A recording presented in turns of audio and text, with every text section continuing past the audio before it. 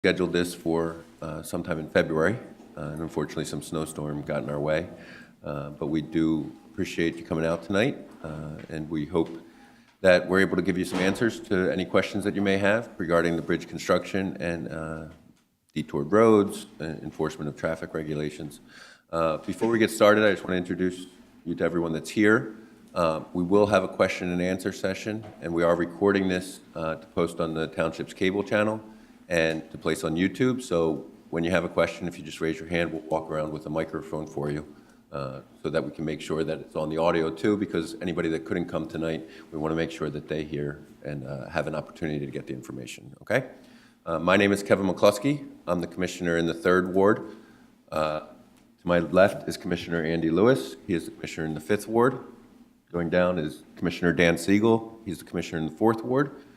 The surprise appearance, Commissioner Larry Holmes is here in the 6th Ward. I'm just kidding. Our Chief of Police, John Viola, is here. I assume we'll have some questions regarding traffic enforcement, and him along with our Deputy Chief Joe Hagan are also here. The far end is Dave Pannoni. He is the Township's engineer and could have some insight into some questions that you may or may not have. To my right are representatives from Penndot, who we'll allow to introduce themselves in a second. Do you have anything you want to add?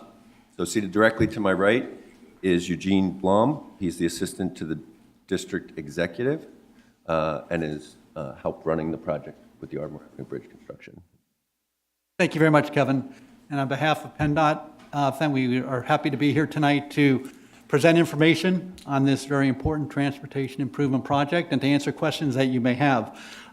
I gave Commissioner McCluskey handouts that we brought. I hope, if I didn't have enough, I'm sure the Township can run some copies off. Basically, a fact sheet gives a lot of details about the project, so you'll have something to go home with tonight. Obviously, the Department of Transportation is getting started to replace the bridges over the Septa tracks and over Cobb's Creek. The bridges date back to the 1920s and to the 1930s, respectively. They're in poor condition and they need to be replaced. This is a $9.8 million investment, transportation investment to construct the new structures. I know obviously we were here in this neighborhood not too long ago with the College Avenue Bridge. And George Gumas, and I will introduce our team here, but George will make the presentation. He's going to tell you some differences in this project from College Avenue, especially from the staging aspect, which caused us to suffer an unfortunate delay with the previous project that we are seeking to avoid a repeat performance of that. And we've made some scheduled changes to basically not allow that to happen. The Penndot team here with me tonight is, to my right immediately is George Gumas, our design project manager.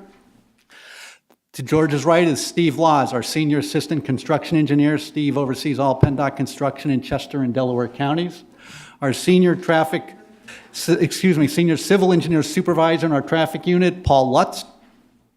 And seated to Paul's right is Mark Larmer. Mark is our resident engineer who will be running the project on a day-to-day basis for the department. We also have with us tonight our senior civil engineer supervisor from our traffic unit, Janet Vogel. And from our construction management team from Urban Engineers, Brian McBride. So without further ado, I'd like to introduce George Gumas to give you a presentation on the replacement of the Ardmore Avenue structures. Thank you all for coming again. I'm just going to run through a few slides and just give you a little overview of the project. So what we've got in front of us is an aerial view from the south of the project site. You've got Ardmore Avenue running, got Marion Golf Club to your left here. The first structure right here is the structure, the bridge over Cobb's Creek, which will be replaced. And then as we go over the high-speed line, there's the bridge over the high-speed line, which will also be replaced. So these are the main two culprits for the project. They're the ones that are driving the project. Their condition, as Gene stated, is poor. They need to be replaced. So that's the main part of the project. In addition, there's a number of retaining walls that go along with these bridges. There are actually 7 retaining walls, separate structures that are going to be built along these approaches to these bridges. And then we've got just in front of them, we'll have some work of ramps for the SEPTA station that are going to be placed in front. Let me take us down here. Again, this is the site. Gives you a little location, again, a map version of what we're looking at with Gulfview Road here, Haverford here, the train, the high-speed line, and then the golf club to your left here. This is a view of the Ardmore proposed structure of the SEPTA structure. So what you're looking at is if you're on the tracks coming from the city up to the bridge.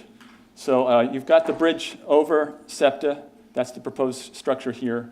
And what are these two things? These are ramps. They're ADA ramp structures that will be built in front of the bridge retaining walls. And these are quite large, but they provide ADA accessible ramps on both sides of the bridge to both sides of the station platform. You'll see that the bridge has the architectural treatment, the stone form liner. This is a concrete form liner that will be simulated stone. And again, here's the location of the rail line going through. And then the second structure is the Cobbs Creek structure. Again, towards the golf club side, it's a single span precast concrete arch. A 32-foot span, and this will be faced with stone similar to the stone on the golf club entrance. It will match because it's on the golf club, essentially on the golf club property. It's adjoining. It's simulating the same stone. It's actual stone facing. Underneath the bridge also will be a cart path that's built, providing this is going to be funded by the golf club. This is going under the bridge. And that's their cost. But what this does is this allows a lot of traffic to go underneath the bridge and takes it off the roadway. So that's an improvement there as well for the project. Those are the two structures. Now we get to the detour plan for the project. And this is, if you recall, the Ardmore, the College Avenue detour. This is the reverse. This is taking you down. If you start from Darby, it just takes you down to College and around. This is the official project detour. This takes you back down in a loop around back to Haverford. And now we are, again, similar to the last project. If you remember, for Coopertown, we have a stop sign that's going to be added on College, which was there in the previous detour. That's going to be put back for this detour as well at this location. Let me just zoom in and we go into a little closer view of what's happening around the bridge. So around the bridge itself, this is the actual closure area. And then the parking lot for the SEPTA station will remain open and accessible via Gulfview Road. The station itself will be accessible. Both sides of the station will be accessible for SEPTA users via the temporary pedestrian bridge, which is going to be placed over the tracks as well. So this bridge will be placed in there prior to the implementation of the detour for the project. Gene alluded to the detour and what happened last time. In order to time this project and stage it according to what's happening utility-wise, we've got a lot of utilities that are on the bridge or over the bridge. There's aerial lines, Pico, Verizon, Comcast. Those all need to be relocated. And one of the things we're doing here to avoid some of the issues we ran into at College is we're requiring all the aerial lines to be relocated and out of the way of the project prior to the implementation of the detour, so that once that work is out, we can shut down and get right to work on the bridge without the issues of the utilities, which is what we ran into last time. So they'll be out of the way, then the detour will come, and the contractor can set to work on the bridge replacements themselves, rather than trying to coordinate the utility relocations. So that's a general summary of the project itself. And the timeline at this point, the detour, there's still utility work to be done, so the detour is looking for a late spring, early summer target at this point. We're looking at for the detour to start up. And once the detour again is in place, what we have the contractor ensuring the contractor to continue work on that continuously is in the project a 338 duration period for the contractor. Once the detour is implemented, they have 338 calendar days to complete all work and to open up the road again to traffic. So that is in the project. If they surpass that deadline, there is a fee. They pay liquidated damages for daily going over that timeline. So these are some of the details of the project in terms of the scope of the work, the timeline at this point. So I'll hand it back to Gene. Thank you very much, George. I'll now like to ask Paul Lutz from our traffic unit to discuss traffic flow and how the department will be working once the detour gets into effect. Well, actually, let me just say one thing. We've already taken a step prior to the detour going in place. I received communication over the weekend from Commissioner Lewis with the request that as part of the detour, the intersection of College Avenue and Coopertown Road was going to become a three-way stop intersection. And Commissioner Lewis emailed me over the weekend, emailed me and asked if there's a chance that three-way stop pattern could be put in place before the detour takes effect, because with the restrictions that are in place right now, with the tree clearing and the utility relocation work starting, some motorists are already using Coopertown as the shortcut to avoid the lane closures. So took that request to our construction and to our traffic unit, which was approved, and the process is in place, and we're aiming to have those stop signs and that three-way stop put in place this Friday. Paul? Good evening, everybody. What we're going to do with the detour and the timing of the signal. Is that better? Am I on? Am I on? No? Now? The detour we ran with College Avenue, like they said, is reversing. We have a couple intersections that'll be timing adjustments made. What we try to do is we have a few adjustments that we make initially, and then we watch as the traffic kind of learns and finds their way. With this bridge closure on Ardmore Avenue, they have a couple other paths they'll probably take. There is the official detour, but a lot of the locals, they know some other roads. They'll probably go off on some other roads. And they kind of learn their way over a week or two. And what we'll do is work very closely with the police department, the Penndot Associates as well. One of their lead engineers, a guy named Mike Schneider, is on top of this as well with me. And we listen to you guys too. So if you have any complaints, kind of let it settle in a little bit.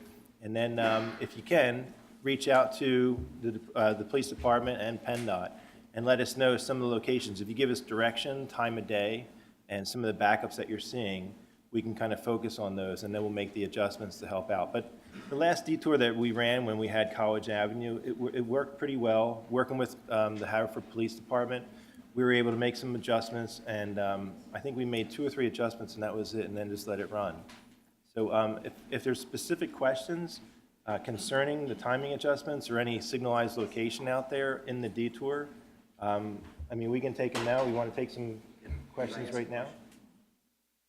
Yeah, one of the things we talked about was having a left turn arrow as you come over the College Avenue Bridge coming from Coopertown, and I think you had already agreed to do that. I'm not sure about the other direction yet, but at least initially start with that green arrow.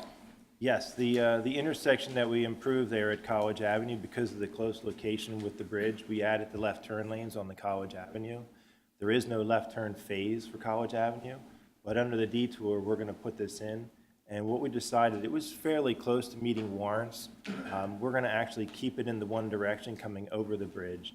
We'll look at putting it in the other direction as well through the detour. It may not stay there. We might try to keep it in, but we have to look at the warrants and everything too. But To answer your question, we will be putting left turn phases on College Avenue to help with some of that detour traffic. Thank you. So at this point, we're going to open up for questions from all of you, which is our primary reason for being here. Before I do, obviously this is a Penndot project, and we've been working very closely with Penndot to try to ease what is going to be an inconvenience for everyone, but we're going to do our best for this needed infrastructure project to ease everyone's inconvenience. And we've been in communication, and we appreciate the support here tonight from State Representative Greg Vitale, who's here in the front row, and Judy Trombetta is here from State Senator Dalen Leach's office. So we are communicating with our state representatives. We're talking to Penndot. We're trying to keep in communication to keep the Haverford Township residents with the most up-to-date information that we have. Obviously, there's going to be questions tonight, and I think if we don't have an answer to it, we can go back and try to research it more and get some more information. So with that, anybody have any questions? Just a few. Or who wants to go first, I guess is the better question, right? So I live in Marion Gulf Manor, and it's already a nightmare to get from the reserve to my house. What are we going to do about everyone? It's a cut through my neighborhood to get people up to Darby Road. What are we going to do to stop that? Because, I mean, have you guys done a traffic study on how many people take that right turn up Ardmore Avenue currently and where we're going to put them? Because literally, I just picked my daughter at the reserve. It took me 15 minutes to come down Darby Road to White Marsh Road, and now you're going to have all those people you're bringing up College Avenue to have to take that left turn. I mean, I know you guys can't do much, but you're now, the College Avenue closure didn't impact as many homes as you're now, because people come the extra light down to 2 lanes down to 1, right, to take that right turn. That's my concern. Is there, obviously, I didn't know that where that Cobb's Bridge was, but is there any way to sneak us through to Gulfview Road shorter or sooner, or is it the full year no matter what? Because we can come down Gulf House Road, come down Ardmore, and then come to Gulfview Road, and then that you're now given access to that whole neighborhood versus us having to go all the way up to Darby Road to come down into a really congested area to begin with. Or maybe I can't get what I want, but that's why I'm here, is to hear how are we going to get into our neighborhood without coming all the way down to Hathaway or coming up College and sit in traffic for what is already 15 minutes. I mean, I know you guys can't do much about Darby Road, but it's a parking lot from the reserve down to Eagle Road currently, and now you're asking more cars who come down and through our neighborhood to get over to like St. Denis or to get over to cheat over to Eagle Road, and where are those cars going to go for a whole year? You want to take that? I'm not familiar with that road. Yeah. So where he's talking about is the neighborhood. Maybe go back a couple slides. If you go down Gulfview to the bottom right of that picture, Gulfview leads into the neighborhood, which is commonly referred to as Ardmore Gulf Manor, and that neighborhood exists on the opposite side of the golf course that is directly from the train station. So I'm not a traffic expert by any means. But my assumption the whole time, and maybe you can elaborate on this, is some of the cut-through traffic that exists today, that exists for cars driving down Shawnee and driving down Cedar Brook to get to Haverford Avenue will not exist. Some of that traffic that comes from Eagle to that side of Merwood Road will not exist because they'll run into a dead end and they won't be able to get to Haverford Avenue. So there will be some cut-through traffic that will be missed, but what he's talking about is traffic that is coming Coming to the neighborhood, then we hop over that bridge, and we take a quick left, right? And how many people take that up either through the neighborhood or up Ardmore Avenue to Darby Road? And now where are they going to go? And so they're going to go up College Avenue to a stop sign to that light, and so you can right, get in. or they're older, or they would stay on Haverford to Eagle, and then or to Hathaway. Back into Ardmore again, because it's already backed up to that light at rush hour, 4 o'clock. When I try to get down here, it took me 15 minutes to get down here just now at 7 o'clock at night. And so we have rush hour on that road. I know we're not going to widen that road in 2 days, but you're putting an incredible amount of pressure with not a whole lot of options. When the College Avenue Bridge closed, it was an inconvenience, but not like this. There's way more cars that come up and down Ardmore Avenue than ever went down College Avenue. There's less houses that were impacted by College Avenue closing then are going to be impacted by the flood of traffic that comes to that next light and then disperses.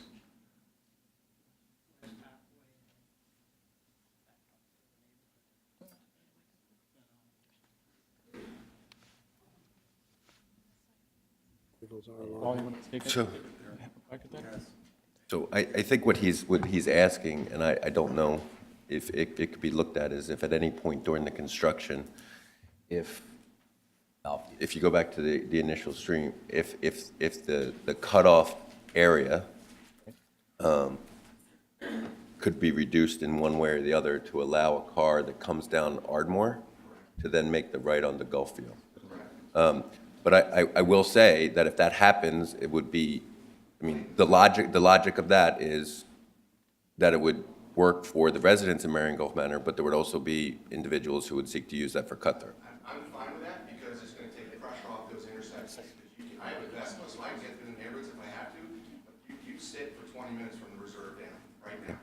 Now you're asking all those people to dump off Haverford to get on to college and sit there and then come all the way down. I can scream, it's an emergency problem because if you have to get an ambulance through that neighborhood, you're not getting through that neighborhood. You're not getting them up and down Darby Road in a couple of months, correct? If we're not getting a what? You can't get a cop car up and down Darby Road right now, right? You can't come down Darby Road, correct? I mean, they go down, well, They go opposite. I won't speak for the police, but, I mean, that's why they're emergency vehicles. They turn on their sirens. Yeah, You're supposed to pull over. And yeah, but it's a one-lane road.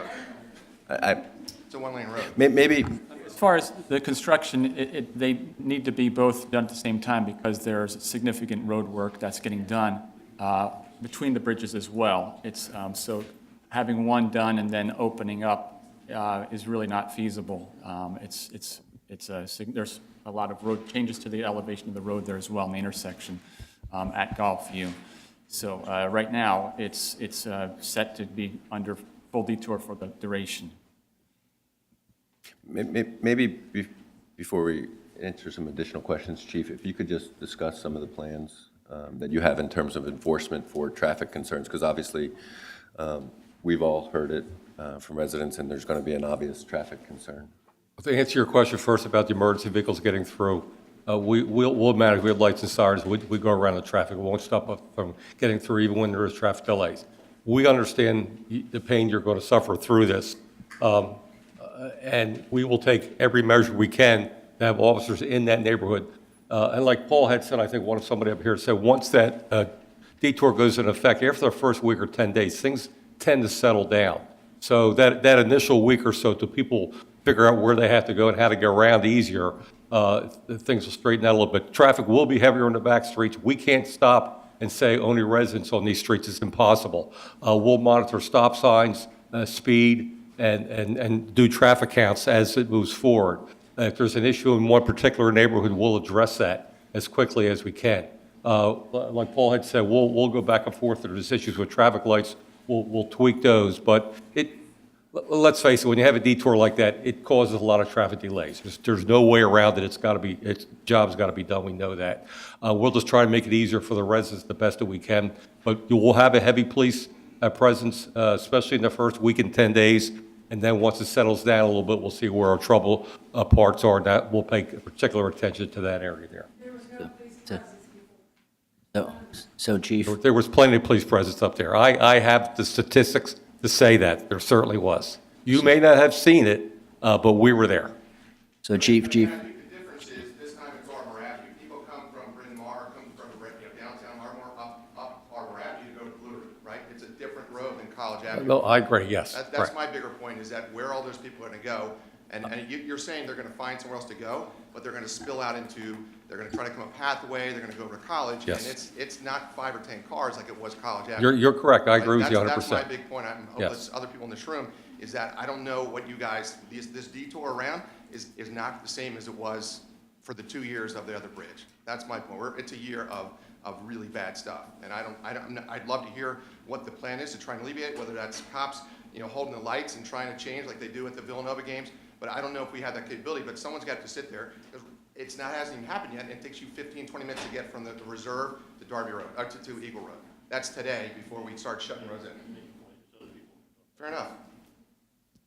So one of the things the chief talked about this afternoon was if, when we determine where the pinch points are, that officers will be getting out of their cars and directing Yes, traffic. and we will, we'll monitor that, where if there's an issue with an intersection with a traffic light, we have the ability to work that traffic light. Paul, I'm not sure what traffic lights can be worked by hand. I know with the new technology, a lot of that's gone away. So I'll let you answer that one. We're gonna try and time these signals to help with the detour. Again, you guys know, if you shut one road down and you push it onto another road that's already backing up, all our roads down here, I born and raised here in Haverford. I know the roads very well. I don't come down here at certain times. My parents are here, and I know what time to come in, what time not to come down here. But you're absolutely right. When we shut down Ardmore Avenue, we're going to be moving some traffic around. College Avenue isn't going to get all the detour. They're going to go to Eagle Road. Some will cheat up Hathaway. Again, we'll have to let them settle into it.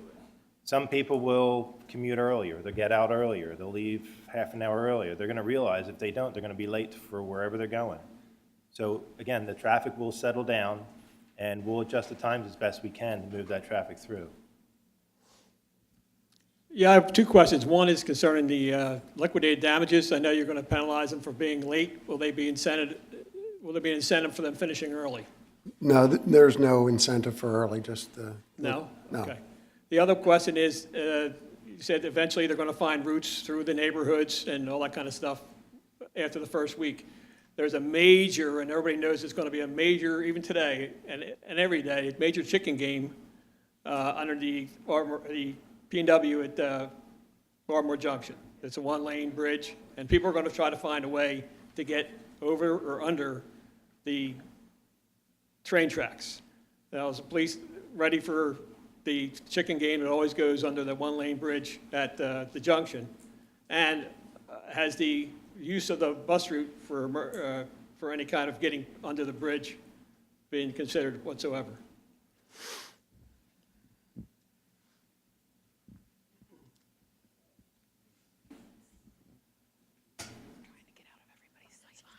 You're talking about the bridge at Hathaway, under Hathaway, right? Does that, I used to drive that, when I was younger. I haven't really been through it lately. When that's congested, does that run like one car, one car, one car, one car? Okay.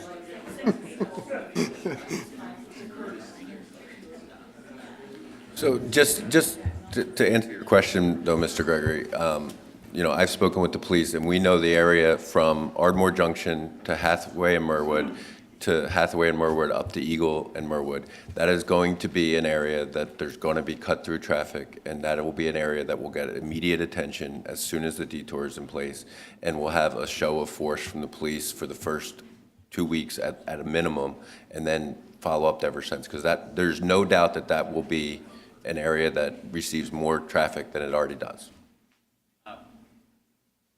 Commissioner McCluskey, I know there are other areas where we have those kind of one-lane bridges, and there is signage you can put up that's helpful. And I've seen that signage, and I will find it and get it to our police officers to take a look at that. Tells people we have the tradition of people alternating here, but there is signage that specifically spells that out: one car, one car, one car, and that'll help. But I have to emphasize we had a much bigger issue here 15 years ago in the township when we closed Eagle Road. I mean, Ardmore has about 11,000 cars a day. I guess it's more fair to say about 12,000 cars a day. Eagle probably had 50% more than that. And it worked. There were no catastrophes. It was difficult, but I wasn't on the board at the time, but I lived here at the time. So there are a lot of people that take Ardmore Avenue who aren't going to go up Eagle and go up College or go up Hathaway. They're just going to skip this part of town altogether, and they're going to take a different way to get to the Blue Route because it's not going to be worth the other ways. It's not going to be worth the time they're trying to make. So there is going to be, after a quick adjustment period, people just rerouting themselves. And that's rerouting that takes place and ingrains in people, and then that's how they do their drive then on, whether that bridge ever opens up again or not. So, but the specific issue that you've raised about the Hathaway Bridge, there's no way in the world we're going to get a chance to widen that to 2, but we could certainly fix the signage. And I've seen that signage in other towns, and I'll make sure. Well, now, realize about that has no exits from it anywhere else. I mean, you can't go up that bus route, except you're gonna plow right into Burwood. People are coming across, then it's grass on all sides until you get to the That's a private Oakmont roadway. Business District. So it actually could cause more harm than you think if we start putting cars on that bus route, especially in a neighborhood where people are just expecting a bus every hour and not cars every 10 seconds. And that's owned by Septa, so. All right, There's, We have to use the mic. we have to use the mic just because there are a lot of people who contacted all of us who wanted to hear all this information.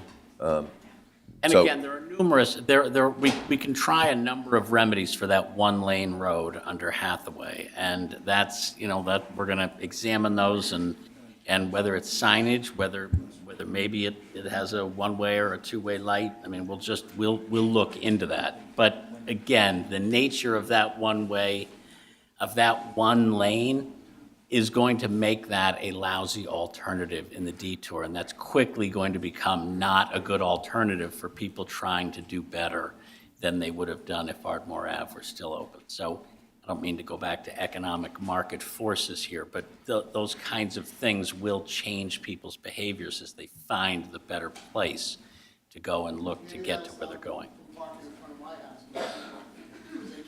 Mic. We have to go to the mic. We have to I hope so. Michael Kay, I'm a Ward 6 resident from the north side of Haverford Road. I walk to the Ardmore train station frequently, and my question, it doesn't seem like it's part of the project the way it was with College Avenue to do anything about the pedestrian terror that is crossing Haverford Road at Ardmore Avenue. We desperately need, at the very least, some walk signals.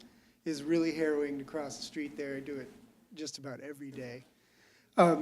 So I don't think it seems to be part of this project because the bridge is further from Haverford Road than it was in the College Avenue case.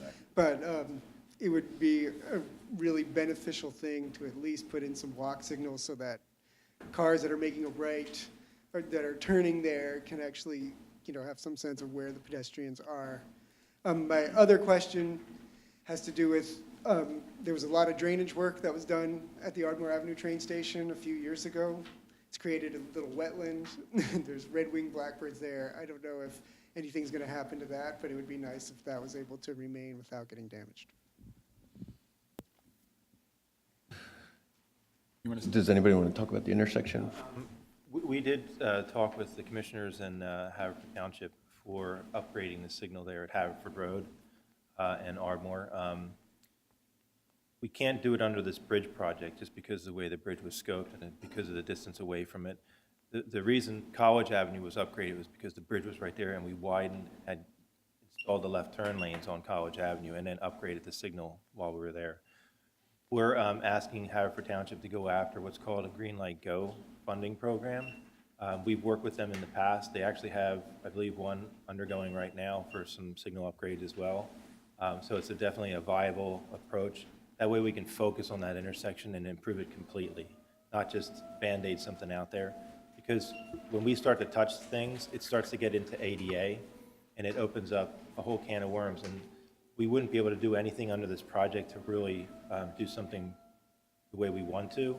So this other avenue is the best approach, and we would work closely with Haverford Township to completely upgrade the whole intersection and do your handmans and pedestrian crossings as well. And as I don't know part whether of that- Dave want to comment at all, I mean, on behalf of the township, because we've had conversations. Paul was actually pretty comprehensive about the intersection. As he mentioned, there are grant opportunities. We're always collaborative with Penndot and the police in pursuing them. Besides Green Light Go, there may be a multimodal we think about, or even an Arley grant. So we always track the grants. We track when they're due. Penndot's a big help in the police, and we will start putting the grant applications out as they come in. And we'll Well, it also would have seem to me- well, and just one other point, we'll also have when we apply for that, we'll also apply for an adaptive traffic signal, which will be helpful in terms of monitoring traffic on a real-time basis. Yep, we'll look at holistically at the intersection. We'll look at right-of-way issues, we'll look at upgraded signals, upgrading the PEDs, look at the traffic adaptive. Yep.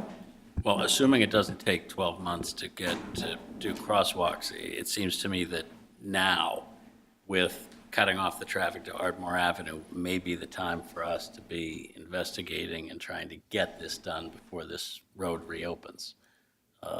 Well, from a Commissioner Holmes, from a scheduling standpoint, the grants we're talking about are due anytime from early summer in the application to almost a year away from now.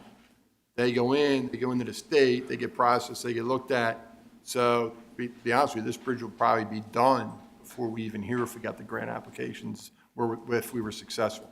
So the timing is going to be, and Penndot, you tell me if I'm wrong, from a timing standpoint, I would expect the bridge to be completed before we have any funding lined up. Well, it's not a reason for us not to try. We're going to submit. Yeah. And we did have, we had a call with Penndot last week where we did indicate that we would apply for all these grants, so. As far as that area on the station property, we're not touching the station, Septa's property, except right at the bridge area, so it shouldn't be altered. My name is Leonard Collins. I live on Valley View Road, which is, if you look at the rectangle right north of it, we're right behind the big Christmas tree at the end of there.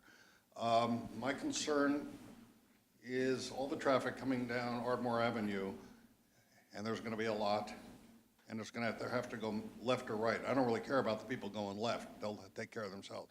The people going right are going to cut through Glenbrook and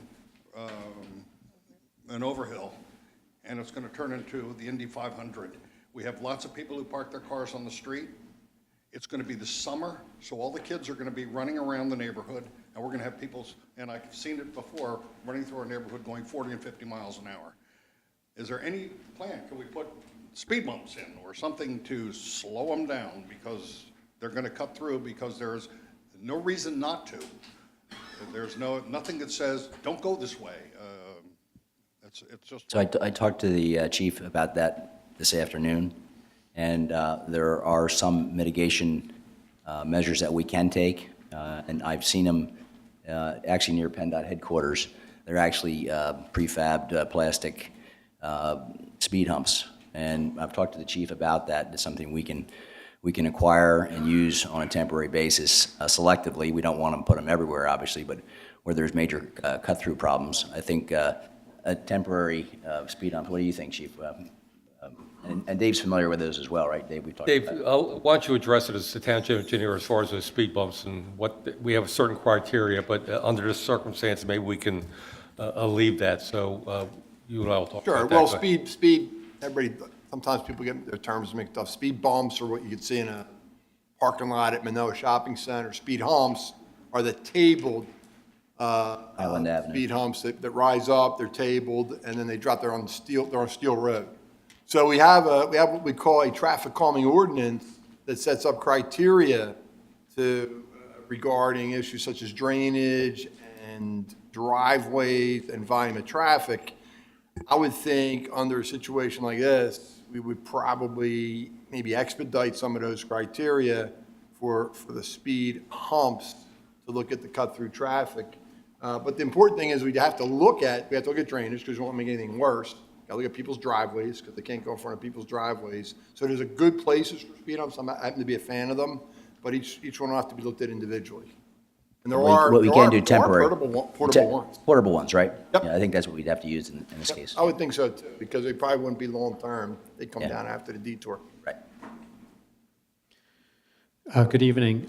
I also had some concerns about the safety for pedestrians at that intersection of Ardmore and Haverford, and it's good to hear that there's some looking into some solutions that would be dealing with that intersection as well. And so just part of my question is, could we do something like a temporary type thing to make it safer for pedestrians, some type of flashing lights or something, or paint something on the street, because a lot of the drivers, they're just whipping around, not even stopping at the red light when they're going eastbound on Haverford Road, going onto Ardmore and stuff. And I know that's going to change, but there might be some things with that light, with that being closed off. I'm wondering if there's anything with all the volume that's going on Haverford, whether we could put in something to make it easier for pedestrians in the short term while we're working on a grant application and a longer-term solution. Thank you.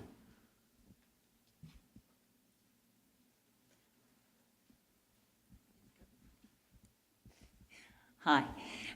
Jane Hall, Golfview Road, and this is for Penndot. And forgive me if you spoke about it already, but at the rise of the bridge coming over, going south on Ardmore Avenue, when we pull out of Golfview Road, it's really hard to make that left turn because the rise of the bridge, the cars come over, you can't see. Is it going to be lower? There'll be a little bit improvement to that, yeah. A little bit improvement? It's kind of hard, again, to hit everything there just right, because you've got to get over Septa, and then you've got to come down. Right, I know. I mean, I know you can't take it down much, So but... it'll be a slight improvement to that.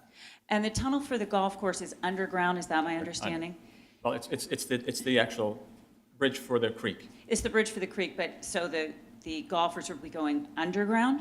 Well, we go underneath, yeah, that's right, underneath. Yeah. They're building like a tunnel, correct? Adjacent to the creek, they'll have a path. Okay. Under there. And the trees that you've taken down, there's probably, I don't know, 30, 40. I'm guessing you have a landscaping plan that will replace those trees? I don't think we're planning to replace, there's no replacement involved. What about when you come, you're traveling south on Ardmore Avenue, and on the left-hand side, there are a lot of trees on the Septa property that were not pretty necessarily, but they were there. And then on the other side of the golf course, do you know if the golf course has any plan to put trees in? Anything that was cleared was not their property. That was cleared for... But there was an agreement there with the golf course, is my understanding. Or, No, I don't know about trees, but that agreement, but in terms of the land, are you going to bring that land back to something that's presentable? Sure, yeah, there'll be landscaping there. It's going to have seeding and supplement. I don't know any particular plantings that are going in. There's no planting on that side particularly, other than just grass slopes there adjacent to the roadway. And then the entrance to Marion Golf Manor, there's two white stone walls that the neighborhood association has taken care of for approximately 15 years now. And we've been assured, at least when I was commissioner before, that those would not be damaged during this process. On Golfview, at the intersection of Golfview. I believe those are retained, right? We're retaining those walls. I don't think they're coming out. Those are original to the neighborhood, so we'd like those to remain. And they've already been damaged by trucks that have come in and damaged our landscaping. So those were built back in the 20s, and we've rebuilt them a couple of times. So I would appreciate if Penndot would, restore them and make sure that there's no damage, and that they'll need to be painted. The landscaping's been damaged at least 3 times this spring already. And they were putting in a new pole yesterday, and I know that you can't help but hit them, but they are important to our neighborhood, and they're, in my mind, historic. So if we could keep that and have Penndot on top of that, that would be great. We'll keep an eye on the walls best we can. I will too. Any I'll damage call you. that's caused by the project will be repaired. The other thing that Representative Vitale and I were kind of thinking back a long time ago, and maybe y'all remember that they did take part of the bus route, maybe Commissioner Holmes remembers, when we were trying to remember if it was when the Wynwood Bridge was closed, and underneath Hathaway, that bridge, they diverted one lane over to that bus route. Just Traffic at that went through the spot. bus route?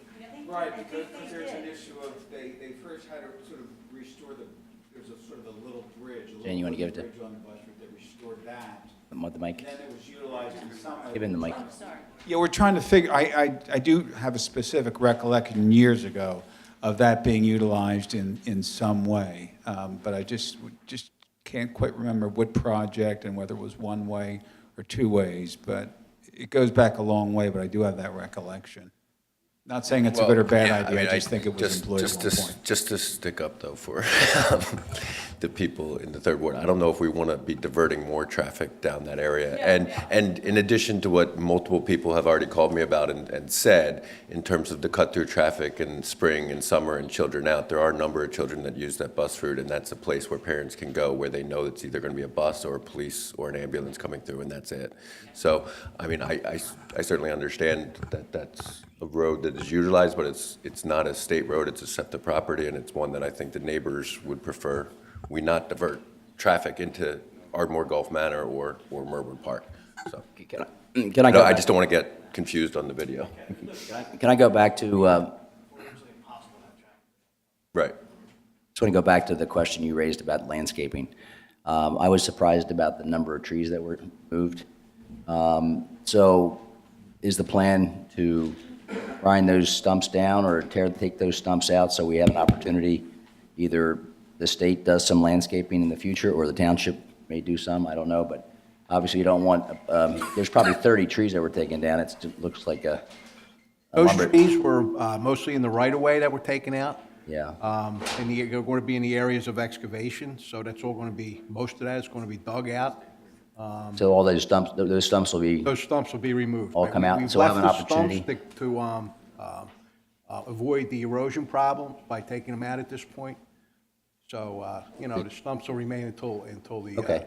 Until the and then can we excavation work, begins. does PennDOT have any program where we can work together on landscaping at all? Or are there opportunities to plant some new trees to replace what was there? Because I think aesthetically, it's going to be pretty unattractive as open as it is now.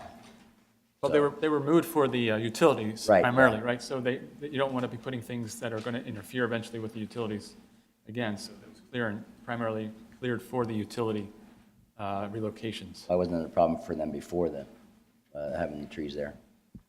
Well, Because they're moving them temporarily to a new location and then moving them back? right, that's right. Yeah, so, okay. So you're saying back in the temporary locations where they were going back from? Yeah, but do you have any landscaping grants available from PennDOT? I think that would be something we would work with the roadside maintenance, but. We could just manager. explore it. I think we want to do something there, whether it's with the state or the township needs to do something, or tree tenders or whoever, but I think we want to make that, replant some of those trees, so it's not so open. Okay, We thank can you. look and see if there's something, we don't have a specific landscape plan. There's no specific landscape plan for it I understand. on the project. Yeah. We'll We can talk, we'll talk about it. Great, thank you. Thank you. Yes, hi, thank you. I live on Merwood Lane that bumps up against Eagle Road, and I know it's been alluded to several times already this evening. We have a severe traffic problem on our street, not only speeding all day long, but running of our stop sign. Several of us here tonight actually have very young children, and we can't play outside with our kids because of the level of traffic we see on a daily basis. When college closed, it was a nightmare. You couldn't pull out of your driveway. We couldn't get up and down the road.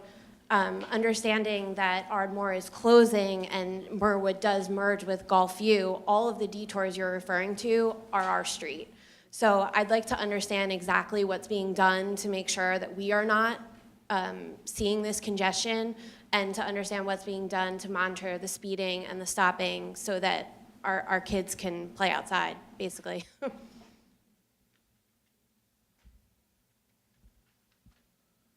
Go ahead.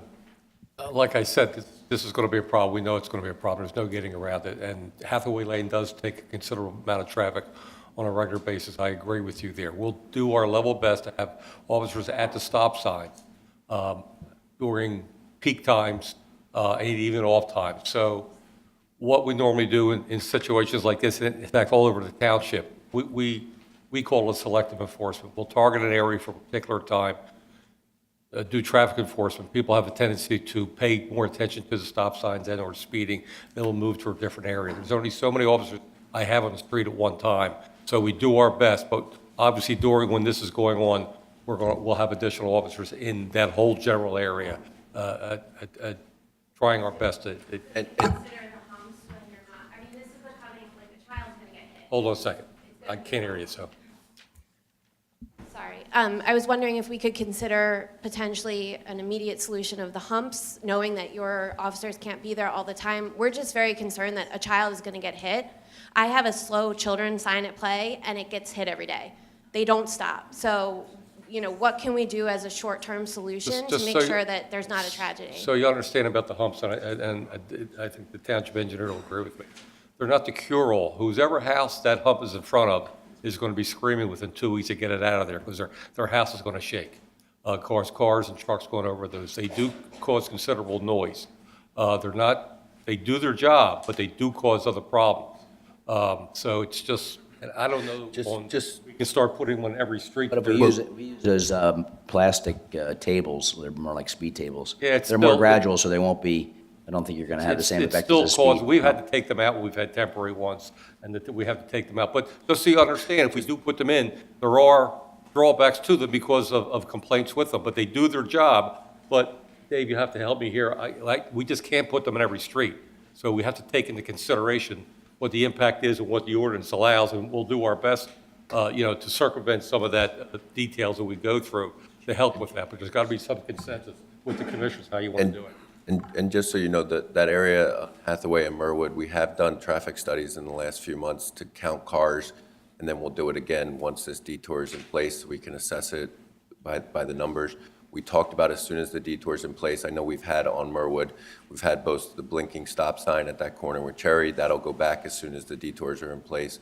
And we've also talked about, we've had a speed sign about halfway up the road as you're going up to Eagle at various times on that. And when the detour starts, we're not going to put that stuff up yet until the detour starts, because we want it to, any traffic that is new to the area, we want them to be presented with this as soon as they start to cut through. So there have been discussions between myself and the deputy chief and the chief in terms of prepping for it, because it's undeniable that will be a problem. We're going to do what we can. And I think the bridges, quite frankly, just exacerbate an ongoing issue. If I can make a suggestion, I know that you guys have been evaluating the street. If it would be possible to do it in an unmarked car, you can see the cop from a mile away and everyone slows down. So the last time they did it, they said only 4 people ran the stop sign, but only an idiot would run the stop sign when the cop is sitting right there. So I offer my driveway. I think a couple neighbors here would do the same. If you would consider an unmarked car, just to purely evaluate and see where we're coming from.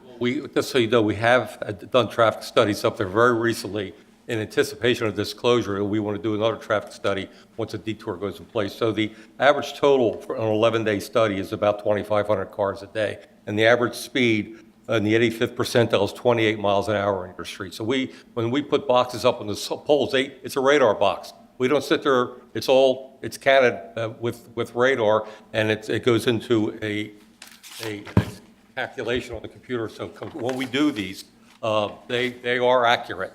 So a lot of times perception is cars are going faster than they are, and it does appear that way, but when we do the actual studies, the facts usually show, yes, there's a lot of volume, but really not a lot of speed. Sure, and I think to that I would just say 28 miles per hour, and my 3-year-old, it doesn't matter. So perhaps we consider 15 miles per hour for our street? We're not allowed to put 15 miles, only for school zones, it's 15 mile an hour. It's totally unenforceable. It's a state law. It's a state law, not a township issue. It's a state law.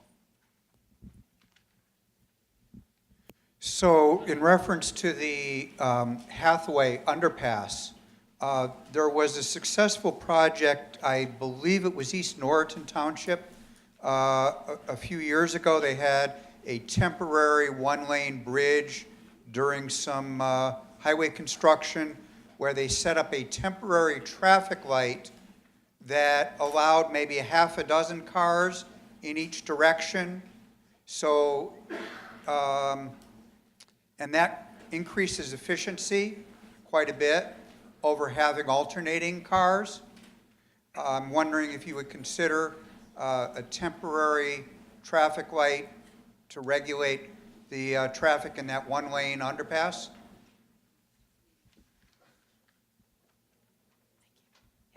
That's certainly something we can look into. I don't know if that's been considered or not, but we can certainly look into that. We'll ask the engineers and the experts.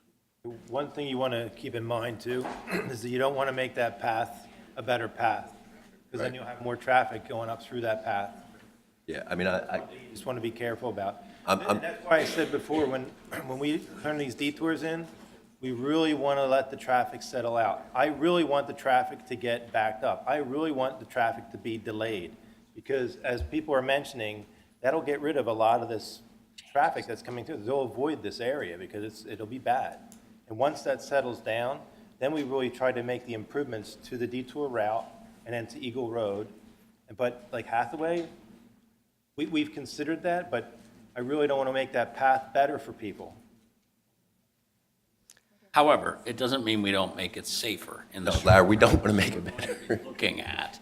But I really don't want people going down Hathaway, so I sort of agree with PennDOT.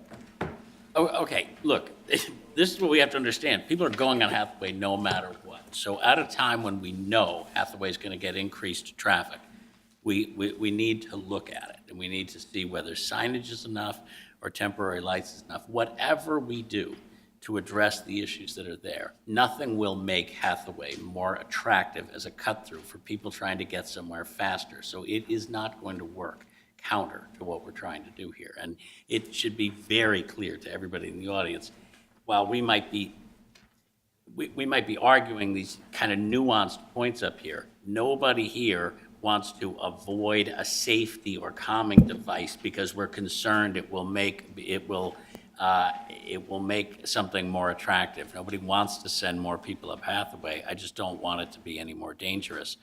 Merwood Lane, 28 miles an hour is too fast on Merwood, and our folks will enforce that, and they will come there, and we'll spot check that, just like we did when Chestnut Wald was first built. People were blowing by Chestnut Wald too fast, and kids were walking to school. So I just want to remind everybody here in the audience, just in case they're getting the impression that we're hearing ideas from you and that what you're getting back from us is pushback as opposed to just putting more detail into our explanations as to what we face. It is our goal and our duty and our charge to make sure this detour happens, and we undertake every effort we can to make things safer while that's temporarily happening. So I just don't want to let anyone think that isn't our primary goal. Just to clarify one thing, one of the things that the state is problematic with the state is that the state law, because municipalities cannot have radar, which is really ridiculous in this day and age, not have radar. I'm sure you would concur, Representative Vitale. We need radar, but we don't have radar. So therefore, we have to do measure speed and distance, and you can't issue a ticket until you're 10 miles over the speed limit, right, Chief? So you can't issue a ticket in the 20, so there's a state law that says you can't have a 15-mile-an-hour zone unless it's in a school district, a school zone. So it's 25 on a residential street, and the police, because of the state law, cannot issue a citation until that driver's going at least 35 miles an hour. That's the reality. That's because of the state. Right, but State law. before 35 miles an hour, someone can get cited for reckless driving if they're going too fast down a street that you can barely get one car through, and there's children playing and somebody is going obviously and substantially over the speed limit. Even if they don't get a ticket for 10 miles and over the speed limit, they can be ticketed or cited or stopped for being careless. And none of our police are not enforcing this because it takes 10 miles an hour, therefore they're just giving up on it. It's just, Commissioner Lewis makes a great point that it's frustrating. We can't ticket everybody that's doing everything wrong, but our police are empowered to enforce this by all the means that they have at their disposal. If I could get back to this one last thing. I'm sorry if I pushed back a little bit, I was wrong. We will be up there with unmarked cars, and we will do heavy enforcement in that whole neighborhood. So sometimes I talk reality because I've been at it so long because I know what happens, but we will be there. We will do enforcement in that whole area. I promise you we'll do our best. And if you have any complaints or you have any issues, you can contact me directly. Anybody can, and with the commissioner, and we'll work our way through it. With Ardmore Avenue being closed, it seems that there's going to be so much more traffic and people on Haverford Road. With all the potholes and everything there right now, are there any plans on repaving that road between that and Haverford Road? Which one? Repave? No, not at this. Not at this time, not as part of this project, but I will certainly let our Delaware County Maintenance Manager, and I have a meeting with him tomorrow, and I'll appoint him out to get this road, to get the potholes fixed. I would like to hear your thoughts for Golf House Road and Tunbridge Road, which maybe is number 8 and 6, comes off College Avenue over to Ardmore Avenue. Is that right on the map? So 6 is Tunbridge? Yeah, 6 is Golf House. And where is Tunbridge? Looks like 8. So that, to me, is going to be absolutely a nightmare, like it was before, only worse.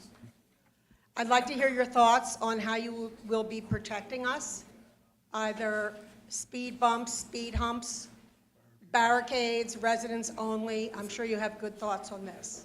Thank you.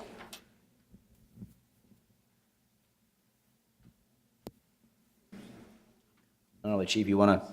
So I think, Let me just follow up on that, because wait, let's get you a mic here, Marty. Yeah, sorry. live on Ardmore Avenue. Hold on a second, hold on a second. A mic. So I think what you're hearing overall is this is significantly, and I hope you guys understand this, but this is going to have a much bigger impact than college. So I live on Ardmore Avenue, and I dodge the traffic all day, every day. It is a significant cut-through road, as you know, and I think what my neighbor is suggesting is when I come home often, I will cross over on College Avenue, and I choose to go that route because I'm part of the neighborhood, and frankly, it's a nicer drive for me to cut through the neighborhood, ultimately to get to Cambridge, take a right on Ardmore, and pull into my driveway. You're going to have potentially 11,000 cars that are trying to get to the Blue Route. They're going to go to across the new bridge on College and bang a left on Golf House, or bang a left onto Tunbridge, and or bang a left onto Golf House and take a right onto Andover. And that's a significant, so to her point, can we at least get local access only? Is there some, I know we can't preclude people from traveling through our neighborhood during this year, but there could be 10,000 cars going through our neighborhood. And I'd like to know your thoughts on how we're going to deal with that. Well, first off, I don't think we can legally restrict a public road for basically private use. So that's problematic. Am I correct in saying that, Chief? I mean, everything's a public road, so you can't say public, a residence only kind of sign, okay? That's a starting point. So, and there are only limited numbers of mitigation measures you can take. One is speed enforcement, okay? And Chief, we talked about that already. We can set up speed traps, certainly. They're cumbersome because you have to measure distance and time and so forth. Speed checks. Speed checks, okay, speed checks. We can do, I think the speed. When you get a ticket, it's a trap. I think the temporary speed humps are.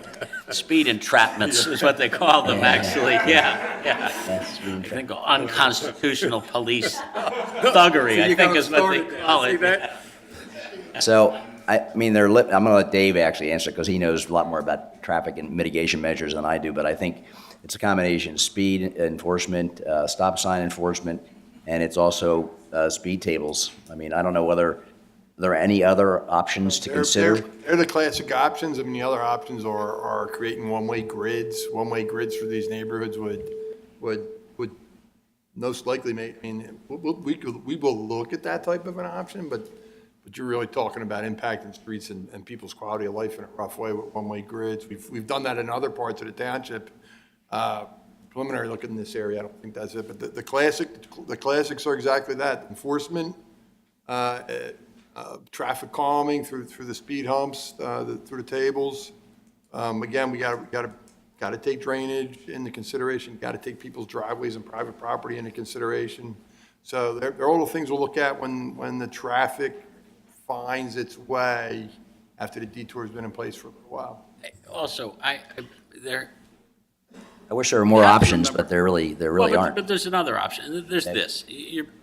For the traffic that takes Ardmore Avenue every day, a whole bunch of that traffic is trying to get to the Blue Route, okay? And and there are people who get to the Blue Route every single day on Ardmore Avenue. And starting whenever this starts, next week, they can't, okay? So those people are only coming from 3 directions. This way on Haverford, this way on Haverford, or this way from Ardmore. Now, those people are going to come up with a new way to get to the Blue Route. And I guarantee you, 95% of those people aren't going to take a left off College and go traipsing through Cambridge and Turnbridge and any of that. They're not.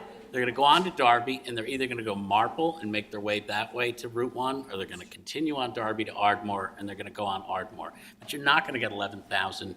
You're not going to get 11,000 cars through that neighborhood. People coming from the east aren't going to pass Eagle and go to College and double back. People coming from the west are going to pick another way to get there. And people coming from Ardmore are either going to go out to Villanova or pick another way to get to the Blue Route, because this is just going to be slow everywhere. So you're not going to have 11,000 cars that were on Ardmore Avenue all converging back on that Ardmore neighborhood. It's just not going to happen. It's not how traffic works. I'll agree with that. I agree with that. However, I think we need to eliminate a lot of the parking that goes on too. If you put stickers on these cars, please wait for the mic. If you put stickers on these cars that are sitting on Sunnybrook all day, I've talked to some of these people as they're getting in the car. Do you live in Havertown? They say yes and some say no. But I watch them. They make left turns. One woman has a Lower Merion Soccer Club sticker right on her car. She does not live in Havertown. I know Mr. Stein wants to disagree with me because he says they're his constituents. Do you represent anybody in Lower Merion? You represent us, so we don't care about the Lower Merion people. So we need to put stickers on these cars, and I bet we get rid of half of them. Plus, I agree with Mr. Holmes. Half these people will stop being in this area because it's going to be a hassle. They'll go City Line Avenue. They'll figure out they'll have to go to Villanova to get on the Blue Route. They'll do something. But we need to put stickers on these cars. What's a sticker cost? $1? Print some stickers. He means restrict our parking to townships residents. Yeah, but the issue we had. That is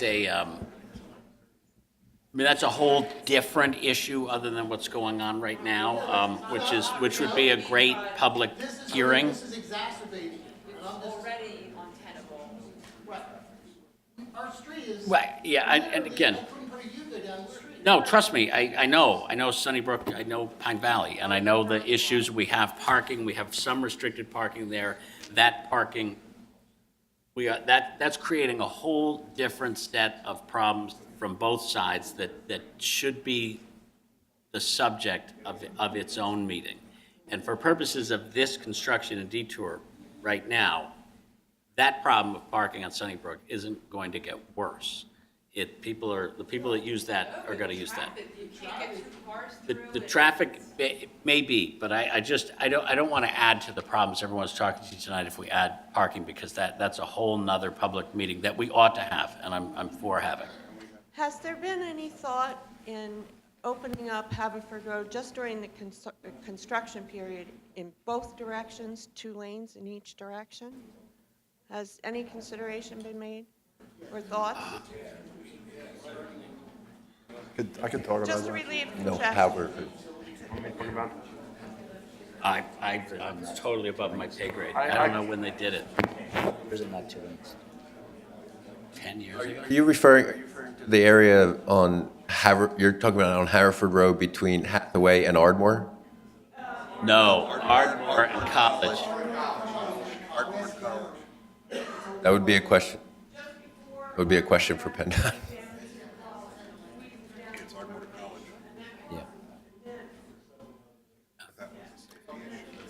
Ardmore to College. That's a Penndot. So, right, if you're going westbound, just to put you guys in context, if you are traveling westbound on Haverford Avenue, as soon as you cross through the Ardmore light and you don't take a left, you're in that 1 lane. You stay in that cattle chute 1 lane all the way to Haverford College, to the College Ave. And that middle lane is just empty and blocked all the way until it becomes the turning lane onto College. So the question is whether temporarily or permanently, because I just remember that happening. I don't remember the policy that was behind it, except that you used to have a backup for half a mile of people trying to turn left on College. But is that a temporary thing that can ease some of is it lifting the restriction on westbound traffic on Haverford in that currently blocked off lane a possibility during this time? The reason that's there is because of the left turn lanes at Ardmore and College. There is no room for additional lanes through there. And what happens is if you get rid of the left turn lanes, now you have that once in a while somebody turning left and then the people getting stuck behind them. So if you open that up temporarily, all you're going to do is you're going to encourage people racing up through there to pass 4 or 5 cars just to get further ahead in line to get stuck at the next intersection and just to jump ahead of a few people. And it's not going to solve anything. They would have to feed into, it's the one lane, it becomes one lane there. They'd have to feed in that, from that second lane into that one lane that goes across College Avenue, right? You would have to get them, you would open it up to 2 lanes and you have to get it back into 1 lane again. Yeah, that's what it would do. Well, I mean, you could queue it. but actually, It might be better queuing, I don't know. But since you're going to have now people, at least temporarily, people are coming south on Ardmore Avenue, they're going to get to the light, they're going to see the detour sign for the first time, and it's going to say, take a right, go to College Ave. At College Ave, are we planning on extending the left arrow for a significantly longer amount of time since we anticipate more traffic now going west and then taking a left at College? Yes, that'll be So- part of the timing adjustment. If that's part of the timing adjustment, then that means that middle lane is going to move that turning lane is going to move faster. Does that help ease some of the problem that you fixed by eliminating that second lane of traffic all the years ago that you did? And the fact is, just for purposes of capacity, in the mornings, those 2 lanes could absorb many more cars than that one lane, twice as many cars as that one lane now absorbs in any morning. And you could sit at that light at Ardmore, get the green light, advance your car 1 or 2 spaces, and then traffic stops. And I mean, if at least there were room for 60 more cars in that left-hand lane until they have to merge in, and then you put your left lane, your center lane is now getting a much longer arrow, so more of those cars are going to feed through before traffic starts coming east again. I would think that that's at least a temporary fix to consider. We can look at it with you a little bit more. Great.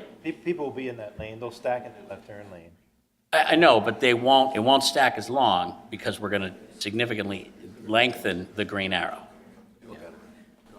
We're going to lengthen the green arrow, but you'll still have stacking abilities to get them out of the through lane. Otherwise, they would stack back into the through lane to block the through traffic. Right.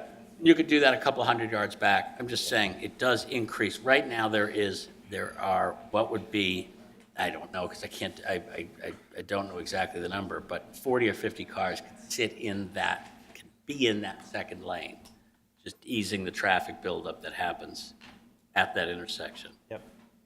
If that lane is opened up. I have a question about... We can definitely look at it with the... Thanks. I have a question about the 338-day schedule that you mentioned earlier. Last year, I think, was the rainiest year in 40 years, I heard somewhere. And does your schedule take into consideration weather delays? Is it an optimistic number, 338, or is it a worst-case scenario? What is it? I think it's designed to be a realistic number. It's a date that's based on just normal work times and production rates that a contractor will normally be able to do. And it determines how many days would be acceptable for work in a given month. So it calculates knowing how many potential days a contractor may work in the months of January, February, December, when weather conditions may not be ideal to a certain operations that he needs to take. So there's a lot of analysis and calculation that goes in to determine a realistic schedule for the contractor to build a bridge, and for this particular bridge, a bridge over a live active rail line. I might add also that this is a new contractor that I think has more bridge reconstruction experience. It's not the same. J.D. Ekman has done a number of Penndot bridges currently and in the past for Penndot here in southeastern Pennsylvania and in other engineering districts across the state. And kept in schedule? In schedule? Did he stick to a 338-day schedule? Like 80% of the time? Does he hit his target? Yeah, they've been very successful for the department. We had 2 bridges on Route 41 in Chester County about 4 years ago. Was it 52 days? I can't remember exactly. It was 30 days. I'm sorry? It was a very accelerated. There was a certain limited amount of days they had. and they beat it by a couple days. Now, how many days did it take you to do College Avenue? 500 days? 600? College Avenue was started, this is, I think our first, this is when I met Commissioner McCluskey back in January of 2017, when we had a similar meeting like this at the middle school, I believe. Yeah. Coopertown. For College Avenue, which just began that December. It was originally scheduled to complete in November of 2017, and those were the delays George intimated at during his presentation because of the utility relocation work.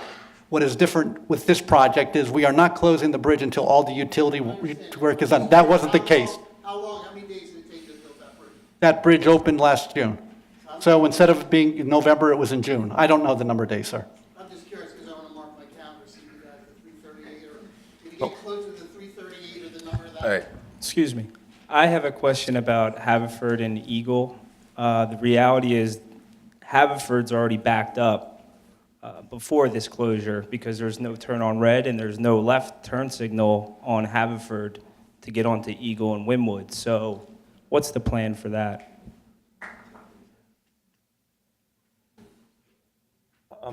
Haverford and Eagle, we don't have left turn lanes.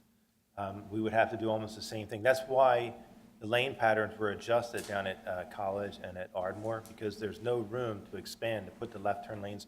We would love to put left turn lanes in and have the 2 lanes in both directions stay there, but we don't have the space for it.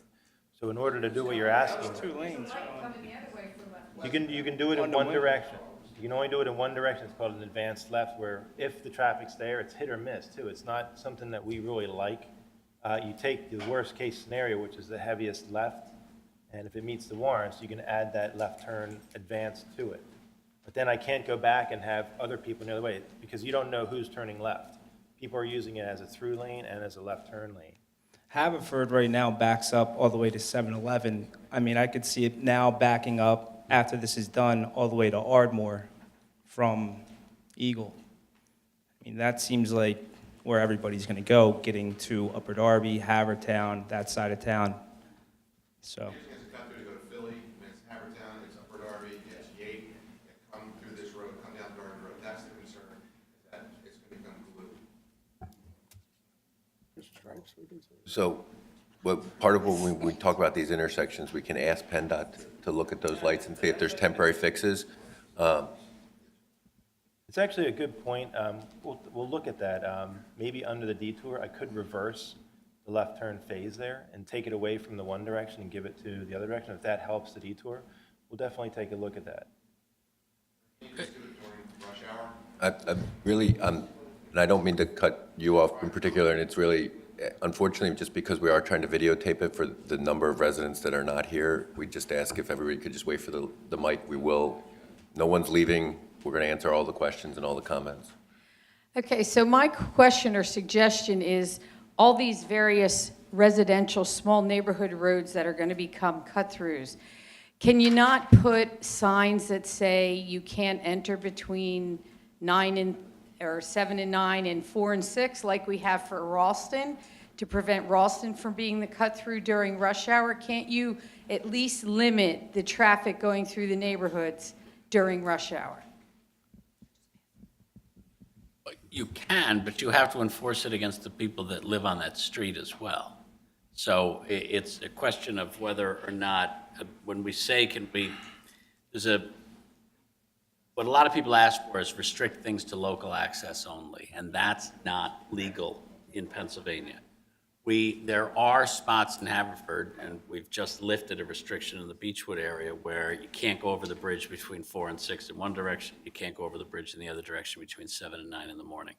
That is the police. That's something that the police study and then tell us whether the situation is right for that or not right for that. And then you also need the buy-in in that neighborhood of the residents at a fairly high level of agreeing that they agree to that restriction, and then you can impose restrictions like that. And the bigger problem is, It's temporary for the project, and it satisfies all these people who don't have Well, thousands of cars on their street. but the concern, because I'm asked about this in all the Paddock neighborhoods all the time, if you pick one street, you're simply shifting the traffic to another, and you can't restrict all of the streets or no one can get into their neighborhoods. So you're creating a situation where you have to allow people to get to their homes. And invariably, when we've had a couple streets in the area where we've restricted it, the residents are the ones who get ticketed when the police enforce it. But if you pick one street, the cars shift to the next, and it's a domino effect. I get that, but right now, off of Eagle Road, the only street you can go into between 4 and 6 is Oakmont Avenue. You can't go down any other streets. So I get that you pick one, but, and again, if the residents are going to get a reduced volume, you know, hopefully they'd prefer to have a little bit of a detour and go circuitous through the neighborhood to prevent the volume.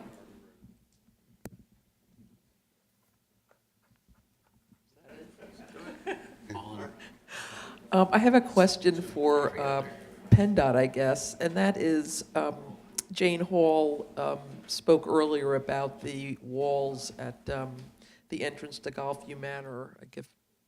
And so the bridge that you're replacing was built in 1927, and Golfview Manor, the walls that are at the entrance there date to approximately that period, which the neighborhood of Golfview Manor also dates to that period.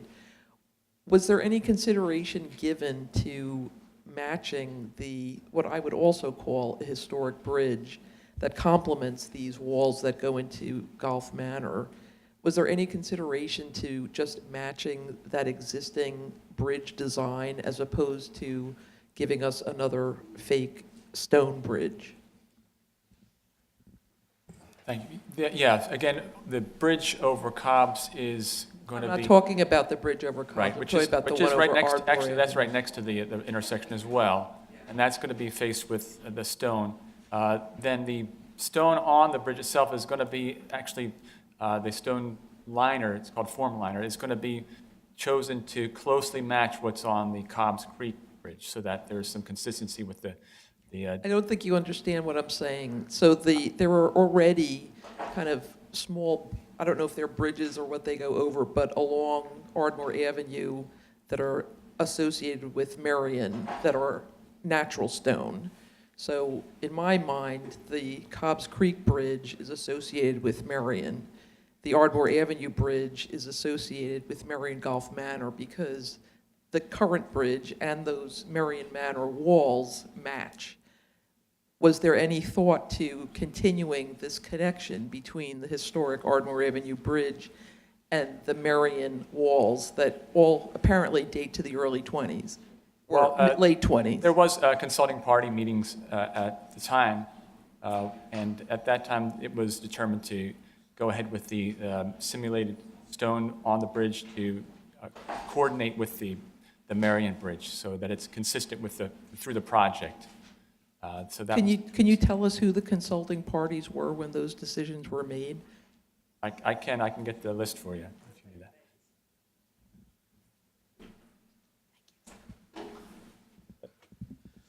Hi, with regard to enforcement, can you ticket cars that block intersections? Do not block the box. That has to be posted and painted. Okay, because that is a big problem now, and that will get worse. If you're coming down Ardmore Avenue over that bridge and you want to take a left onto Haverford, it's really hit or miss. If you do it 5 mornings, at least 2 mornings, you'll be, even if you're first in line to take that left, you'll have to wait another light because that intersection is And I'll blocked. toss that to Penndot as far as what the rules are on College State Road. Avenue is going to become that problem too. Do not block the box roadway pit. I'm not sure how that works. You're talking now with the signalized intersection at Ardmore and Haverford? Right, but just in general, Because just of the anywhere where, congestion that's down in there? yeah, if you're trying to get out Golfview to take a left onto Ardmore, sometimes they just block that too, and you can't move until they all move. Yeah, we've worked with municipalities on locations to post, do not block the box. Once that's posted and it's on the permit, it's enforceable. So we could work with Haverford Township to look at something like that. Okay, because I think all those along Haverford Road should be blocked now. And also, can I assume from what you said earlier that signs that say no through traffic are just like a mild suggestion? They're not enforceable. They give you a false sense of security, and we just can't enforce them. The residents want them there, and when they're there, we don't enforce. We're kind of caught in the middle. We just can't enforce them. Yeah, but we can't enforce them. We've changed our thoughts of how we put signs up over the years to do them properly. So it takes years to get them back to where they should be. Okay, I'd like to change topic for just a moment and ask Penndot. I live in a section of Murray and Golf Manor that is a floodplain. Are any of these changes going to affect our neighborhood? No, there's no change to any of this, the flow of stormwater or the creek itself. Is that a safe assumption, or is it based on science? It's designed, yeah, it's been designed that way so that there's no effect. Well, the only reason I'm being snotty about it is when the bridge on Hathaway was replaced a few years ago, we saw a vast increase in the amount of flooding in our neighborhood. And, you know, you're talking about a major bridge compared to that little bridge on Hathaway. Second question is, do we have an anticipated start date for the actual closure of the road? Right. As far as the start date, as George had said, we want to get the utilities out of the way first. Right now, it's looking late spring, early summer is what we're saying. So, Once we have a confirmed date, we'll certainly notify the township, and signs will also go up at least a minimum of 2 weeks in advance of notifying the public of the date of the closure prior to. So as soon as we have a confirmed date and the contractor is secured that all the utility work is completed, the area is cleared for him to get in and not be disturbed, we'll certainly notify the municipality so they can get the word out through their communications channels, as will Penndot. Last summer in Ridley Township, there was a bridge being repaired on a major road. I believe it was 320 to the airport. We tried to get around the neighborhood. There were barricades up saying residents only around the entire neighborhood. I was so impressed with the way they protected their residents. We were 20 minutes trying to get around this detour. They actually forced you, because you couldn't go down the little side streets, they forced you to go on the detour that they wanted you to go on. So, I mean, why couldn't we put resident-only barricades down Goff House, Tunbridge, Hathaway, wherever else they're talking, to force the pattern to do the detour that you are describing? How would Ridley be able to do this, but Haverford can't? It's a state highway. I'll just say this, we try to do things legally and the correct way. I don't know what the other town did. I have no idea what they did. I would just, I'll just jump in, Chief. I mean, I obviously have no idea what bridge you're talking about in Ridley, or how they enforced it, or whether they were Ridley Township signs, or who did it. You're talking by the Eagle Lighthouse, the little store that was right there? But at the end of the day, I just, look, Haverford Township is not a township. Along this side of McDade Boulevard. This is, at no time, I mean, we're having a meeting here where this is going to be a major inconvenience, and at all times we acknowledge that, and we're going to do everything we can. But we also don't break rules, we don't break the law, and cutting off traffic to residents only is just not, it's a public road. You can't be doing that. And that applies, by the way, to your babysitter, that applies to your grandma, that applies to, you know, it sounds nice in theory, but in application, how would we expect our police officers to enforce that when you just can't do that? So And your Amazon deliveries, exactly. Will you provide us with who we would contact when we have 9,000 cars coming down and we can't get out our driveways? How will we know who to contact? If someone is blocking your driveway, you should call 911 and the police will be out. that's worth repeating a number of times. This is going to be inconvenient, but nobody is suggesting that anybody should tolerate lawless behavior. Cars that are double parked, cars that are now parked in front of your driveway, reckless driving, people going 37 miles an hour down your street. Call 911 for those things. Take down a license plate of somebody that drives down your road, doesn't belong there, is flying, and just call it in. Whether or not somebody gets a ticket for that, they may not. If somebody blocks you in your driveway, call 911 and the police will ticket that car, and if necessary, the car will be towed. It's within the law. The police and the township still have a great deal of capability and power of addressing the issues and the safety of everybody associated with this temporary but significant inconvenience that everybody's going through. None of us fly in from somewhere else. We all live in this town and all live in these neighborhoods that are all going to be affected and live on the roads that have the issues that all of you are dealing with. So I can assure you that we are dealing with the same frustrations and have the same situations where we can't park on our own street, or all of a sudden there's going to be 100 cars going down a road that never went down it before. So we're not starting this off by asking anybody to forgive a level of lawlessness that we can't address. We still will do that. And a call to the police, to the police department, if it's a non-emergency, or 911, if it's something that should be addressed immediately. It doesn't have to be life-threatening. It's just something you want addressed immediately. Do that. Nobody is suggesting that you don't do that. I just have like a request. When the College Avenue Bridge closed, a lot of the detour was Ardmore Avenue, but Landover Road and Coopertown Road were heavily used, especially people going to the hospital and to the local colleges there. If there be any consideration to put a left turn signal from Landover Road to Haverford Road to help alleviate some of the traffic backup, because it backed up well past the apartment building for a long time during that bridge closure. I don't think that's our intersection. That's a lower Marion intersection, but. Yeah, all three townships come together, Haverford, Lower Merion, and Radnor. But PennDOT, I don't know whether you can address that. Is that possible? To put. We don't have left turn lanes there either, do we? No, there's not enough. If you put like a signal It's like one at lane.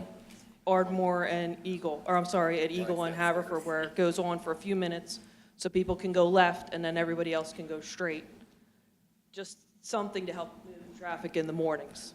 Yeah, we can take a look at it. And again, everybody here, and everybody here's neighbors and friends, you're the best eyes and ears we have in the township. As we're going through this, things are going to happen that we've not anticipated, and we need to hear about them. Commissioners need to hear about them, or the police department needs to hear about them, that you can sit through 4 lights at a certain intersection and never be able to turn left, never be able to cross traffic. Let us know that as this is going on. And every temporary move that we can make, we will do our best to make it. I have a question about Eagle Road. Obviously, that's going to absorb a lot of traffic, and the traffic lights at the Wawa and then at Katz Pharmacy. Oh, yeah. It seems like if you catch a green light at Wawa, you stop at Katz Pharmacy. Traffic backs up to St. Dennis Church. Is there anything that can be done with the timing of those lights? So just to, I mean, that's directly contrary to what this gentleman over here was talking about, the traffic on Darby. I mean, that's where they intersect, and it is a bottleneck. It is a disaster, something that we have been trying, and we will continue to try to resolve. The intersection of Eagle and Darby at that spot is, a traffic cluster. Both those lights could be green at the same time. At least you so can travel through. So what we have done is, and it's not related to this project, but we have continually applied for grants through Penndot, through the state, to try to improve our traffic lights. There's work being done on Westchester Pike. There's been work done on Hereford Avenue in terms of getting traffic adaptive, and we're hoping to then meet in the middle at Eagle and Darby, then hopefully improve the traffic a little bit. We've also looked into possibilities of widening intersections where we can. It's difficult just because there's a lot of private property there, but that is an intersection that the township is aware of. It's an intersection of 2 state roads, and PennDOT is certainly aware of it, as are our state representatives, and we will continue to try to do everything we can with that intersection. But it's not as simple as timing the lights, because the reality is it's backed up to St. Denis on Eagle, and it's backed up close to Ardmore Avenue on Darby. It's a bad intersection. And it's one that's right in the heart of our neighborhood. So we're recognizing that it is a problem, and we'll do everything we can within the confines of the existing road structure. And just to elaborate too, that is definitely on our radar. We're looking at, it's the triangle there with Darby Road as it splits. Yeah. Sorry. It's the triangle right there you're talking about with Darby Road and the Wawa. It splits there. It's the three intersections. And, Right. and you're absolutely right. There's this traffic coming from all directions. With traffic timings, we're not creating miracles. You know, if I make some adjustments out there, I'm moving 5 or 6 more cars. Unless we're adding lanes, we're not making major improvements. But we are looking at that one. We're going to make some adjustments there. We'll try and get that flow to get through there a little bit better.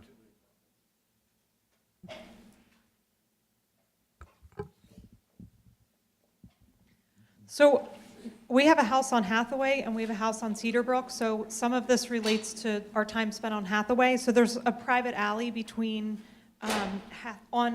behind Hathaway between Merwood and Whitby. And just doing the quick numbers, I think there's 16 kids that play, and it's a private alley. And so I know that there's plenty of cars that, because it's, you know, they're coming down Hathaway and then they turn right and go cut through the alley, and then to not go down Merwood, they're then going down Whitby. So if there could be increased police presence, because it's a private alley, it's basically an extension of everyone's backyard. And there's, like I said, I think at quick count, there's 16 kids that live in those houses, plus all of the kids that come and play there. My other question is, could there be a stop sign at every intersection on Hathaway, both east and west? Because I think what happens is people pick up speed, they don't realize that there's a stop sign, and then they continue to go. But maybe that would, you know, without breaking any laws, sort of alleviate the pickup of speed. And then also within the manor, there's gas line replacement, and a lot of the roads are scheduled to be repaved, but a lot of the work, I mean, the crevices that it's created already, I'm curious if any of that will be replaced, you know, before, that the roads will be repaved before this goes into effect. You want me to comment? I can comment on most of that. I mean, the private alley, that you can put up something and block that, but the police will be at that intersection, because that's right at the intersection of Cherry and Merwood, and that's where we were talking about, you know, there will be increased enforcement. On Hathaway there, Deputy Chief, I believe we did discuss at one point whether there could be a stop sign at Hollis and Hathaway, and I don't recall, but we can certainly look into that again, because that would be, and then on the other side of West Hathaway, there's a couple roads where there's not a stop sign, because it goes like every other. So we can look into that as to whether that's a possibility. I know there's laws in terms of that Penndot has in terms of how far stop signs can be from one another, because the problem, my recollection when we looked into it last time, the problem is that if there's those repeat stop signs, it's what happens sometimes as the cars that are cutting through on Merwood. With each successive stop sign, people stop less, and they tend to glide more. So you don't, even though there's more stop signs, it doesn't actually lead to more people stopping, is what some of the studies are. But that's certainly something we can look into. As far as the PICO work that's occurring on Cedarbrook, that work was supposed to be done before this project starts. We can certainly check in again. I don't believe, I don't know where they are with that project, but we can certainly check in with PICO as to where they are and update you.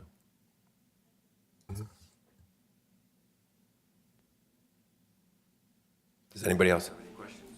Does anybody else have any questions? Could you be more explicit, though, about the barricading issue?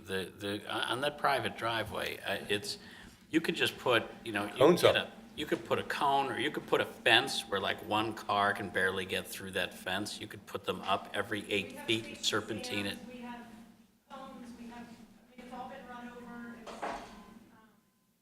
It's not the people in the neighborhood that are cutting through and flying down the alley. Keep to it. Yeah, I can speak to that alley pretty well. I can inform the neighbors that they can just. Is that that's your street, is between? Yeah, I mean, my kids are some of the kids that play on the alley. So, we can certainly private residents, that is a private alley, we can. We do have signs at both sides. Yeah. Can you just put horses up? All horses? Well, I don't mean to malign any of your neighbors in the few blocks around you, but I'm pretty sure anybody blowing through that alley knows it's there, which means they're familiar with the neighborhood. And the police only make a call to the police the next time anybody runs over your SAM or your cone or knocks your barricade over, and you take down a license plate if you can.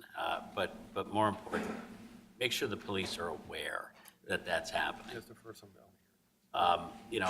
I'm not sure that they know how bad that is.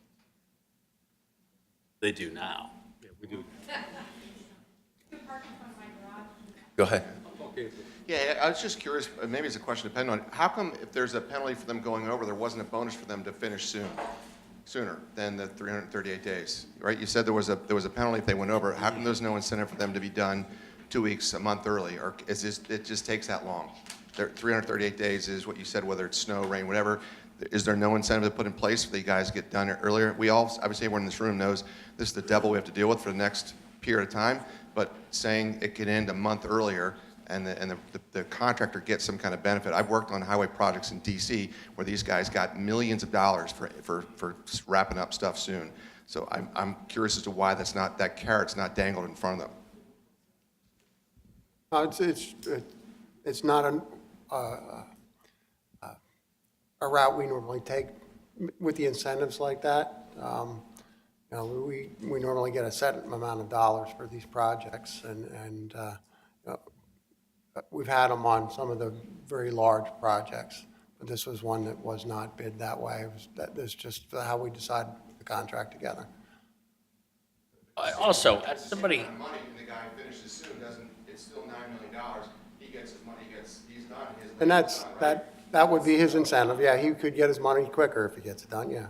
Yeah, I mean, they're still incentivized too, contract.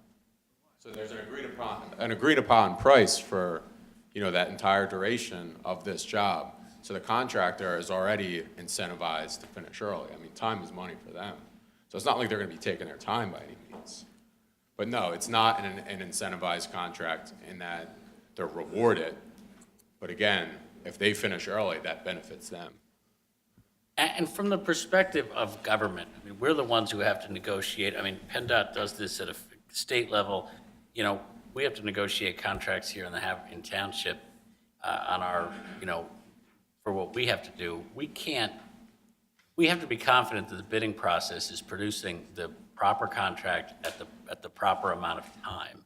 And, just so people understand the significance of the liquidated damages here. If these folks miss their mark by 30 days, they're giving back $1 million. This is only a $9.8 million project. These folks are going to lose 11 or 12% of their entire project if they miss it by a month, and a month isn't a lot of time. But you don't want the unintended consequence of getting projects where the bidders start cooking extra time into it because they're expecting a bonus when they hit it 30 days early. And you, as taxpayers, would never want us paying one contractor a bonus to do something in 30 days that he said he could do in 45 when we find out a year later that another guy could have done it for 29 and taken the agreed upon price. I mean, so that's the unintended consequences of cooking those kind of rewards in is just has far too many bad ramifications for us in terms of government contracting. And it's a huge bonus to finish a job a month early and be able to go out and do another job or do nothing for the next 30 days, and you've got your $10 million contract paid. So they have plenty of incentive to finish it in time. Frankly, we just have to have the liquidated damage provision to make sure they're not, because of the disruption to everybody, that they're getting it done then. And just to follow up on the commissioner, while there is no incentive, this is a very steep disincentive. Yes. This contract, it's nearly $30,000 a day. And this contractor has a very good track record, and the Department of Transportation aim is to get this job finished either on schedule or ahead of schedule.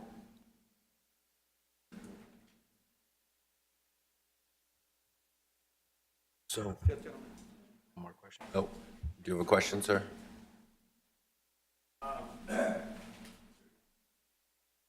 Well, while we're here, I do want to thank our acting township manager, Amy Cuthbertson, who's been running around with the microphone all night. I want to go back, and first of all, I was a little late getting here, so if either George or Ken or somebody dealt with this beforehand, I apologize. But the whole key to this and starting the 338-day clock and so forth is the relocation of utilities being completed. There is no liquidated damages that I see on the sheet here for if we encounter here at Ardmore Avenue the same problem that was encountered at College, where the utility relocation work went on and on for months. Certainly, this is the key. This is the key to starting the clock and starting the 300. I'm perfectly confident that the contractor, faced with $29,000 worth of damages per day, is going to try and bring it in under 338 days. But what is there that you can do here that apparently was either not done or done unsuccessfully at College to make sure that the utility relocation work, in fact, is completed by late spring or early summer, as is on this sheet?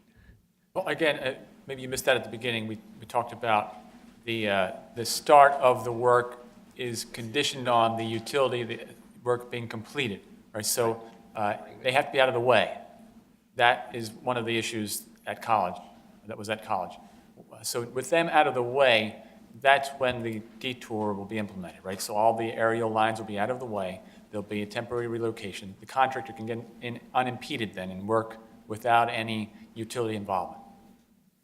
George, did you I understand that, George, but what I'm asking is what is being done or can be done to make sure that at Ardmore Avenue, the utility relocations do not stretch on months and months and months, as was the case in College? I think we've said they're actually active right now. They're have scheduled to complete their work. There's nothing obviously going to happen at this point that would stop them from completing on schedule. The utility work is currently you're going to monitor closely the work that's being done to make sure that it continues, because as we know, if this is the same as College, one comes in and then the next one down the pole comes in and then the next one down the pole comes in. And there's a lot of coordination. And importantly, and if Representative Vitale is still here, there seems to be little or no incentive for the utilities to be doing this work because, from what I understand, they don't make any money doing it. This is just a nuisance factor for them. That's why we're coordinating with them, and we've put it ahead of time, because that's one of the issues, is that Penndot really doesn't have any control of the utilities. That's why we've done the coordination ahead of time. We're keeping that separate from the detour. Is there anything that, George? Sorry? Is there anything that Septa might hold us up on as the project actually starts? Is there any, you anticipate any Septa issues that may cause delays? Again, that's all been part of the advanced coordination. Mark and Steve, if you could probably comment on that, but I think they're right on track. I think the coordination with utilities has been a lot more intense this time ahead of time. Everybody was upset with with how it went the last time, and that includes the utilities and SEPTA as well. So we've had a lot more intense coordination with them before this project to make sure everything's as well scheduled as it can be. Utilities are always an issue.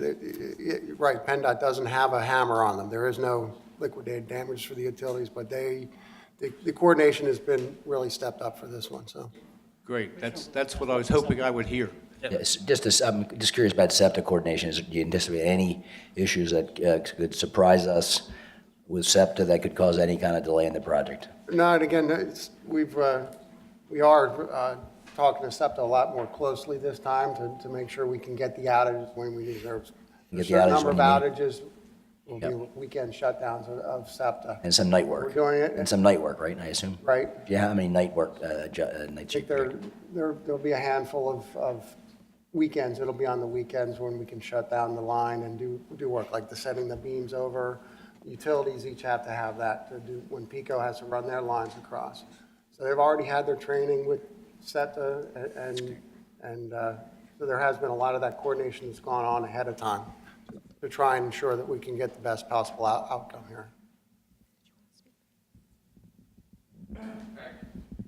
I heard the other day there's a major holdup with the gas line going across the new bridge. Major. It's going to be many, many months. It's not even designed. Is that true or false? I mean, there is an existing gas line there that will have to be cut off during the work. And there is a design for putting it back onto the bridge, yes. Yes. It certainly was, but there is a little more coordination we do have to do with the golf course on that gas service to them, but. So I wonder if, Andy, do you know what all the pipes are sitting up in our neighborhood on the top of a trailer? Yeah, On that's- Tunbridge and, That's PICO gas work, infrastructure work to be done on Tunbridge and Andover, part of Tunbridge and Andover. what are they, is that gas? Yes, yes. Does that have anything to do with this? No, unrelated. Just ongoing utility infrastructure improvements going on throughout the township, which in itself has been very disruptive. Everybody from the third ward can tell you about the gas work that PICO's been doing. It's been going on it's been in our neighborhood for the last 4 years. And is now on Cedarbrook. But hopefully a lot of that work, and PICO is aware of this bridge closing, so hopefully a lot of that work is going to be done prior to the bridge closing, and they're not going to do any additional work until the bridge reopens, because we certainly don't want any new roads, no matter where they are, being closed because of any kind of, unless it's a gas or a water emergency. Hopefully there's not going to be any road closures for gas or water work like we're experiencing currently. So thank you all for coming tonight. We hope we were able to answer your questions, even if they weren't answers that you necessarily love the answer to.